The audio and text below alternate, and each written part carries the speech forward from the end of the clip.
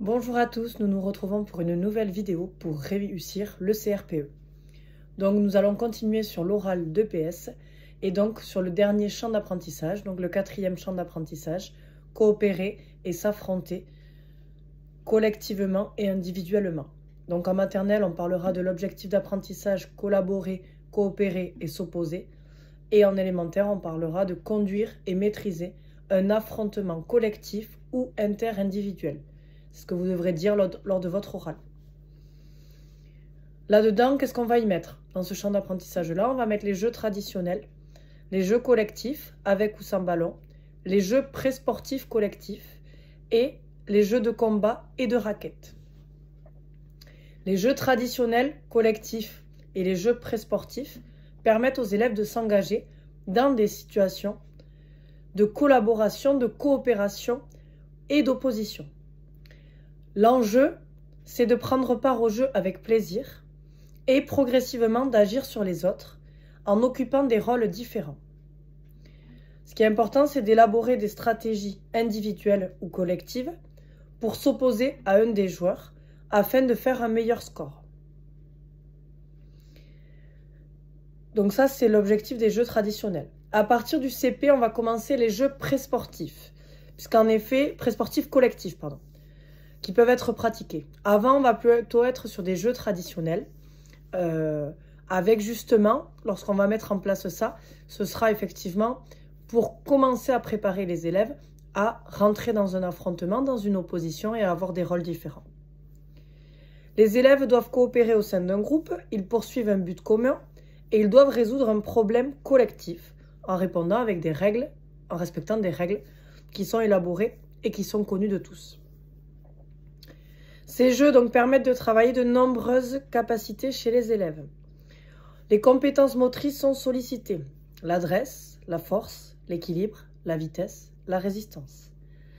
L'aptitude à réagir, à faire des choix rapidement et adaptés aux situations dans lesquelles ils se trouvent, est également mis en place, également travaillé.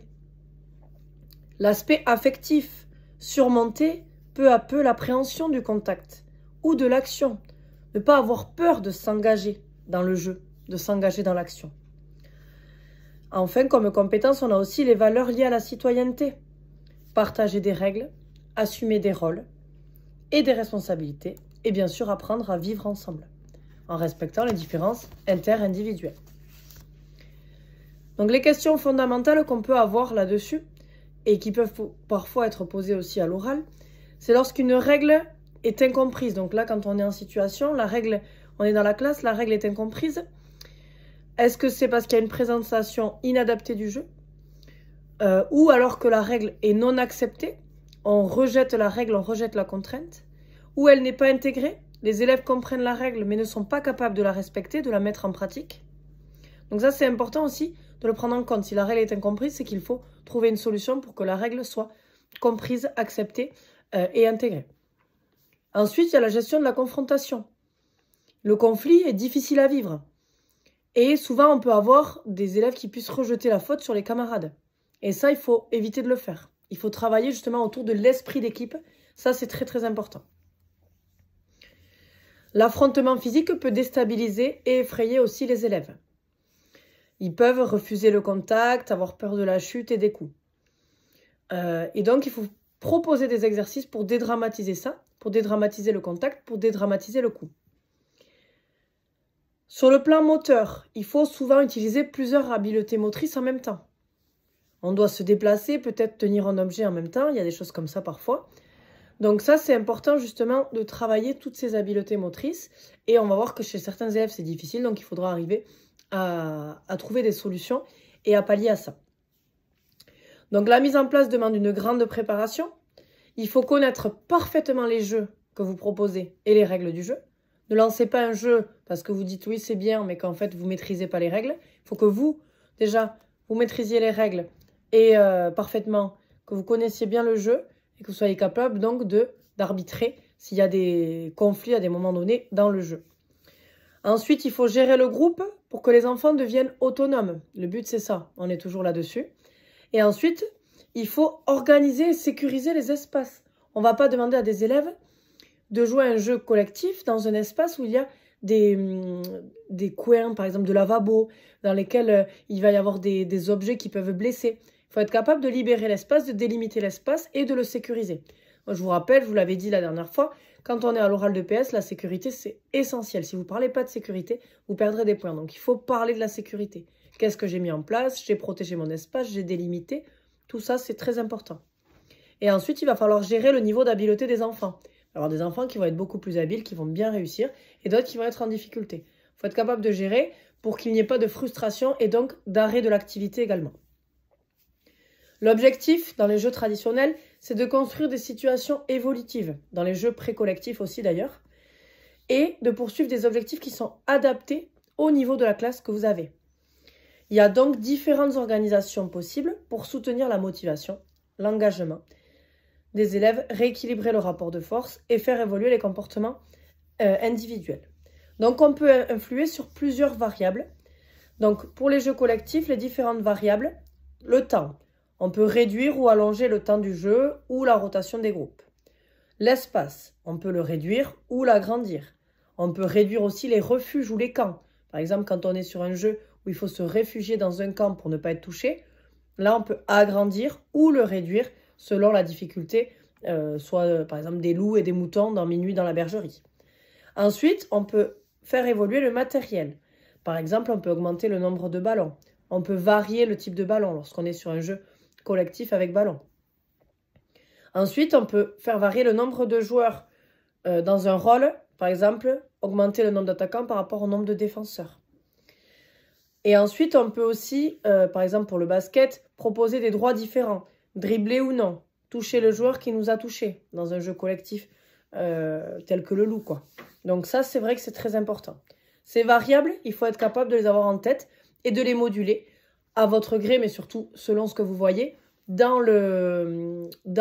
l'activité. Vous allez voir que vos élèves, par exemple, bon, mais c'est très difficile, le loup, il ne touche personne, bon, peut-être que je vais proposer un loup de plus, réduire le camp, voilà. On peut peut-être être dans ce style-là, mais il faut, vous, c'est très important parce que si vous ne me proposez pas de variables, parfois le jeu, eh bien, il va mener à rien, on ne va pas avoir d'évolution des élèves, et donc ça, c'est primordial de s'adapter. Pour la maternelle, donc les jeux traditionnels tels que le déménageur, le foulard, la cage aux écureuils, on a la queue du diable, les quatre coins. Donc ça, c'est très important. Pour les maternelles, on va éviter de travailler sur des passes parce que c'est plutôt inadapté de travailler avec des passes qui sont plutôt difficiles. Il faut être sur des passes vraiment à l'arrêt. Pour les cycles 2, on va avoir 6, 8 ou 10 séances. Pour le cycle 3, on va plutôt être sur une situation de référence inspirée d'un sport. Par exemple, une situation inspirée du rugby ou inspirée du basket. On va s'appuyer sur un sport au départ et on va proposer des activités en lien.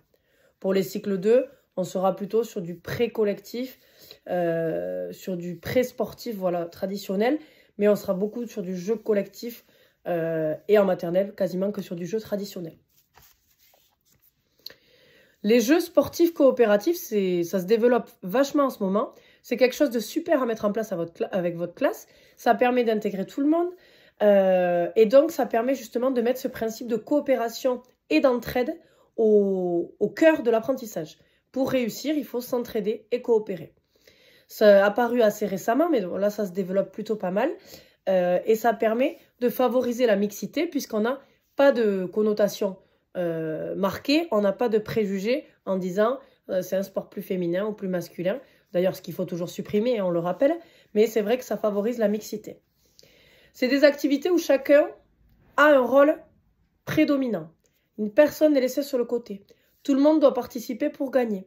Et donc, il y a l'importance de son propre rôle au sein du groupe. En tant qu'élève, on se sent parfois mis à l'écart, parfois en difficulté. Là, dans des jeux coopératifs, on va avoir l'importance de son rôle, puisque pour gagner, il faudra que nous, on assure correctement son propre rôle. Tous les joueurs sont en mouvement, les contacts sont interdits. Il y a une construction d'une culture civique commune. Bien sûr, on est toujours dans le respect d'autrui et l'entraide. Donc, il existe plusieurs jeux sportifs coopératifs, comme le tchoukball. Donc, c'est sur un terrain de volley. C'est une équipe de 6 ou 7 joueurs, avec 2 cibles. Donc, les cibles, ça représente des petits trampolines, qui sont à chaque extrémité du terrain. et qui peuvent être utilisés par les deux équipes. Il n'y a donc pas de camp distinct. On peut jouer d'un côté ou de l'autre. Donc il y a deux équipes quand même qui se font face. Et il y a deux zones interdites devant les cages, comme au handball. Enfin, devant les cages, devant les supports, devant les petits trampolines, les cadres. Il y a deux zones interdites dans lesquelles on ne peut pas mettre le pied, donc comme au handball. Et l'objectif, bien sûr, c'est de marquer des points en faisant rebondir le ballon dans le cadre. Donc il va rebondir et qu'il touche le sol dans le terrain sans qu'un adversaire puisse le récupérer avant, en fait. Si j'arrive à taper dans le cadre et à marquer au sol, c'est bon, j'ai le point. Et l'objectif, donc, c'est de faire ça. Bien sûr, il va y avoir des stratégies qui vont être mises en place et qui vont être développées au fur et à mesure de l'activité. Et ensuite, il y a le kinball. Donc, c'est un sport collectif qui a été inventé en 1986, qui est assez ancien, au Québec, mais qui arrive un petit peu, qui se développe davantage maintenant. C'est un terrain de 21 mètres carrés, un terrain carré d'ailleurs, de 21 mètres de côté. C'est la moitié d'un terrain de hand à peu près. Et donc, c'est un gros ballon de baudruche qui est recouvert d'une enveloppe. Là, c'est un ballon énorme. Et l'objectif, donc, il y a 3 équipes de 4 joueurs qui ont des couleurs différentes. Et l'équipe qui a le ballon appelle une couleur adverse et frappe le ballon. Les joueurs appelés doivent réceptionner le ballon avec toute partie du corps sauf la tête avant qu'il touche le sol et le relancer à une autre équipe. C'est important parce que là, on va avoir un service avec les deux mains, par exemple, et le ballon doit être touché par les 4 joueurs à chaque fois. Si les 4 joueurs ne le touchent pas, on doit attendre pour relancer le jeu. Et il y a un genou à terre pour les 3 joueurs qui le soutiennent, et ensuite, il y en a un autre qui va, avec les deux mains, relancer en appelant une autre équipe, donc une autre couleur d'équipe. Donc, c'est vraiment le seul mode d'action pour réussir, c'est de coopérer les 4 joueurs ensemble. Après, on a l'Ultimate aussi, qui est un sport coopératif, avec 2 équipes de 7 joueurs, 2 équipes de 7 joueurs chacune, et un disque qu'on appelle un frisbee. Ça se déroule sur une surface de 60 mètres par 22 mètres. Bien sûr, vous adaptez, vous n'avez pas autant, vous réduisez l'espace. Peut-être vous allez réduire le nombre de joueurs aussi. Et donc, ça peut se pratiquer donc, sur un terrain de hand, en 5 contre 5 par exemple. L'objectif, c'est qu'il y ait une zone d'en-but, qui représente généralement 18 mètres en extérieur et 6 mètres quand on est en salle. Mais là, pareil, vous vous adaptez selon votre terrain. Ça, c'est important. On sait que ça, c'est la pratique de base. Mais nous, on adapte notre pratique à notre classe, à notre matériel aussi, et à, bien sûr, l'espace dont on dispose. Ensuite, donc, l'objectif, c'est d'avancer et de marquer un point. Donc, on avance avec le frisbee. Le frisbee est lancé. Je n'ai pas le droit de courir avec le frisbee. Et en fait, je dois réceptionner correctement le frisbee dans mon en-but pour, justement, marquer un point. Je n'ai pas le droit donc de marcher ni de courir avec le frisbee. Et je peux le tenir 8 secondes, mais il faut quand même qu'au bout de 8 secondes, je fasse une passe. Il y a besoin de collaborer et il y a un esprit collectif qui est quand même très fort, puisqu'on est sur une démarche où il n'y a pas d'arbitre ni de juge. En général, c'est les élèves qui s'arbitrent eux-mêmes, enfin les sportifs en l'occurrence. Et vous, si vous le faites, vous pouvez commencer à l'inculquer aussi, même si au départ, vous devrez réguler les règles, mais inculquer cet esprit de pas d'arbitre, pas de juge, on se fait confiance et on respecte les règles du jeu. Et donc, il y a des habiletés motrices qui sont différentes des jeux de ballon, même s'il y a quand même des démarquages, des choses comme ça par rapport à l'autre équipe. Il y a des habiletés motrices et vu qu'on ne peut pas, par exemple, dribbler, on ne peut pas courir avec le frisbee, on est vraiment obligé de toujours être en soutien de ses coéquipiers pour pouvoir avancer. S'il y en a un qui ne fait pas, déjà, ça nous pénalise, on est à un de moins pour avancer. Ensuite, donc pour ça, on peut faire, par exemple, pour le sport collectif, donc ça, c'est intéressant, l'Ultimate. Et après, donc là, on a parlé un petit peu des sports coopératifs. On va parler maintenant des différents sports aussi de combat, et notamment des jeux de lutte. Par exemple, en cycle 2, c'est intéressant de proposer une activité de confrontation duel avec des stratégies différentes comme la lutte. Il peut y avoir parfois les élèves qui refusent de rentrer dans cette activité, puisqu'on a le contact fille-garçon. La règle d'or, toujours, il faut dire à vos élèves, ne pas faire mal, ne pas se laisser faire mal. Ça, c'est vraiment la règle d'or. En général, les séances de lutte qu'on peut proposer, donc là, on est plutôt sur le combat, on n'est plus sur les jeux collectifs ou traditionnels ou coopératifs. Là, l'objectif, c'est de faire 8 à 10 séances de 45 minutes à peu près pour du cycle 2. Et toujours rappeler les règles d'or et bien s'échauffer sur la mise en train. Ensuite, on a les jeux de raquettes qui peuvent être introduits dès la grande section. L'objectif, c'est d'adapter les jeux de raquettes aux habiletés de l'élève et à la gestion de plusieurs informations simultanées. Souvent, pour les jeux de raquettes, on peut avoir du matériel différent. On peut avoir, par exemple, des balles en mousse. On peut avoir une raquette plus grande. Voilà. On a des choses qui sont adaptées à chaque niveau. Et ça, bien sûr, vous le trouvez en général quand vous voulez commander du matériel ou dans vos écoles. Vous pouvez adapter tout ça. On a le rugby aussi qui commence à être beaucoup mis en place dans les écoles. Et bien sûr, on a ce problème lié au contact corporel qui rentre en jeu, peur de se blesser, peur de blesser l'autre, peur de tomber. Et c'est important de mettre en place le rugby parce que ça apprend beaucoup de choses, beaucoup de règles, beaucoup de valeurs aussi du rugby. Et au départ, on n'est pas sur du plaquage, on est sur du jeu de maniement de ballon, sur du jeu d'évitement, on peut être sur du rugby flag. Bien sûr, on sécurise les espaces, c'est un terrain avec de l'herbe. On est sur, au départ, pas de plaquage, peut-être juste du toucher, ou alors du rugby flag où on enlève le foulard du copain. Donc ça, c'est important aussi. Et ce qui est très important dans ces jeux-là, c'est de mettre en place aussi de l'arbitrage. Parce que l'arbitrage, c'est un rôle aussi qu'on a besoin de développer. Donc généralement, c'est plutôt en cycle 3. On va d'abord faire un premier temps de travail sur les règles du jeu. Un deuxième temps où un élève va arbitrer avec vous. Donc vous allez être en co-arbitrage. Et ensuite, il y aura 2 élèves ensemble. Et ensuite, on pourra faire un troisième temps où il y a un seul élève qui arbitre tout seul.